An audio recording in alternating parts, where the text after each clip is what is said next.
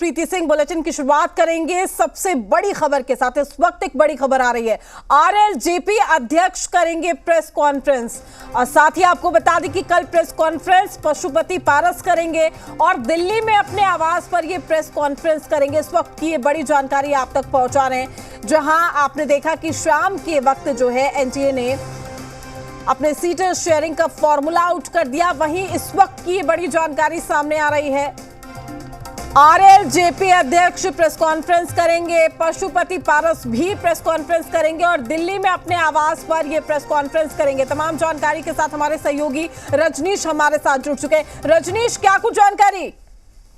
देखिए, राजनीतिक सरगर्मी तेज थी और जिस तरीके से सीट बंटवारा को लेकर खींचतान चल रहा था और एलजेपी में जो दो धड़े हैं उसमें चिराग पासवान की ओर से जो बयान आए थे जेपी नड्डा के मुलाकात के बाद, इसको लेकर फिर उस तरीके से मंगल पांडे जो बीजेपी के प्रतिनिधि के तौर पे पशुपति कुमार पारस से उनकी बातचीत हो रही थी, लेकिन हाजीपुर सीट को लेकर एक जीत बनी हुई थी और जो बातें थी उसको लेकर कहीं से भी पशुपति कुमार पारस संतुष्ट नहीं थे और हाजीपुर सीट छोड़ने को भी वो तैयार नहीं थे। अब जबकि इसकी घोषणा हो गई है, इससे पहले बैठकों का दौर लगातार चल रहा है राष्ट्रीय लोक जनशक्ति पार्टी के तमाम जो पदाधिकारी और संसदीय बोर्ड की बैठक में, और कोई भी निर्णय लेने को लेकर पशुपति कुमार पारस को अधिकृत किया गया। और पशुपति कुमार पारस बार बार ये कहते रहे कि हम शीर्ष नेतृत्व बीजेपी से ये अब भी लगातार कह रहे हैं कि वो एक बार फिर से पुनर्विचार करें और उनके साथ न्याय करें। लेकिन अब आज जिस तरीके से घोषणा हो गई और 5 सीट एलजेपी रामविलास पासवान की जो पार्टी चिराग पासवान राष्ट्रीय अध्यक्ष हैं उनको मिला और इनके खाते में एक भी सीट नहीं मिला, तो लिहाजा अब इसको लेकर कल एक प्रेस कॉन्फ्रेंस का आयोजन किया गया है दिल्ली स्थित आवास पर 11:30 बजे।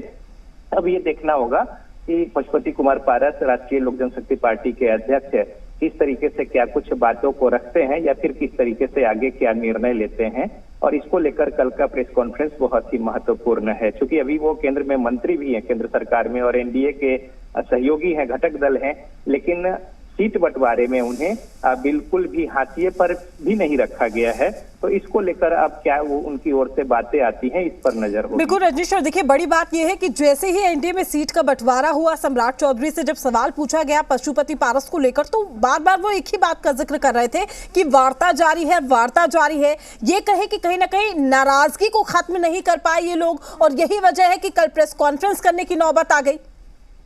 देखिए, यही वजह है कि पशुपति कुमार पारस अंत तक उम्मीद रख रहे थे कि अगर कोई निर्णय होता है या फिर उन्हें तवज्जो मिलता है, लेकिन अंततः जिस तरीके की आशंका थी और अंदेशा था वही हुआ और सीटों का बंटवारा हो गया। लेकिन राष्ट्रीय लोक जनशक्ति पार्टी जिसके 5 सांसद, हालांकि एक बीना देवी जो है उनका रुख अभी अलग हो गया है, तो 4 सांसद हैं, लेकिन उन्हें एक भी सीट नहीं मिला। तो लिहाजा इस बात को लेकर अब वो बातों को रखेंगे और जिनसे सवाल पूछे जाने पर चाहे सम्राट चौधरी हो या कोई भी दूसरे बड़े नेता हो पार्टी के, बीजेपी के, उनकी ओर से यही कहा जाता रहा है कि आने वाले समय में सब कुछ ठीक ठाक होगा और यथोचित स्थान सभी घटक दल को मिलेंगे। लेकिन अब इतना साफ हो गया है कि एनडीए घटक दल में इनकी स्थिति यानी राष्ट्रीय लोक जनशक्ति पार्टी की स्थिति जो है वो हाशिए पर भी नहीं है। ये सीट बंटवारा से स्पष्ट है। तो ऐसे में वो क्या कुछ निर्णय लेते हैं या किस तरीके से अपनी बातों को रखते हैं, ये बड़ा महत्वपूर्ण है और इस पर नजर होगी कल।